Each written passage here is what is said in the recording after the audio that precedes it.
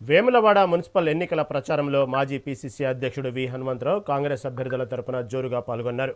ప్రభుత్వ విప్ ఆది శ్రీనివాసరావు ఆధ్వర్యంలో జరిగిన ఈ ప్రచారంలో వీహెచ్ మాట్లాడుతూ కేసీఆర్ గతంలో తనతో కలిసి పనిచేశారని, ఆయన అదృష్టం బాగుండి పెద్ద నాయకుడయ్యారని, తన దురదృష్టం కొద్దీ ఇలాగే ఉండిపోయానని నెత్తిన కొట్టుకున్నారు.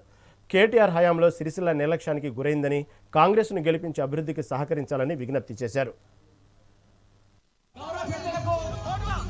దయచేసి ఈ వేదికకి రావడం సవరంగా వారికి ఆహ్వానిస్తున్నాను. ప్రాజెక్ట్ కట్టి, జూరాల ప్రాజెక్ట్ కట్టి, కడియం ప్రాజెక్ట్ కట్టి, ఎంఎండి మీడియా మిత్రులకు ఇంత ఆలస్యమైన మా జనానికి మహిళలు కానీ యువకులు కానీ నిజంగానే వాళ్ళకి ఉన్నది. ఎట్టి పరిస్థితులలో ఈసారి గతంలో 2 సార్లు, ఓసారి బీజేపీని గెలిపించారు, ఒకసారి బీఆర్ఎస్ని గెలిపించారు. కనుక వాళ్ళకి వాళ్ళ అవకాశం లేకుండా ప్రజలు తెలిసిపోయిన 2 సార్లు అన్యాయం చేసినారు.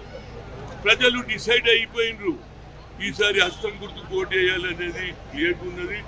అదేవిధంగా అది సీను కూడా గతంలో ఈ పని చేసిన అన్ని చెప్పడం జరిగింది. 150 కోట్లు వేములవాడకి ఇవ్వడం, అభివృద్ధి గుడి ఇటు డ్రైనేజ్ అన్ని విధాలు పనిచేయడానికి ముఖ్యమంత్రి గారు తప్పనిసరిగా నేను కూడా చెప్పి ఇంకా ఎక్కువ నిధులు ఇప్పించడానికి నా ప్రయత్నం చేస్తాను. ఎందుకంటే పనిచేసేకి మనం ఎంకరేజ్ చేయాలి. మరి జనం కూడా ఇతర దేశాల నుంచి వస్తారు.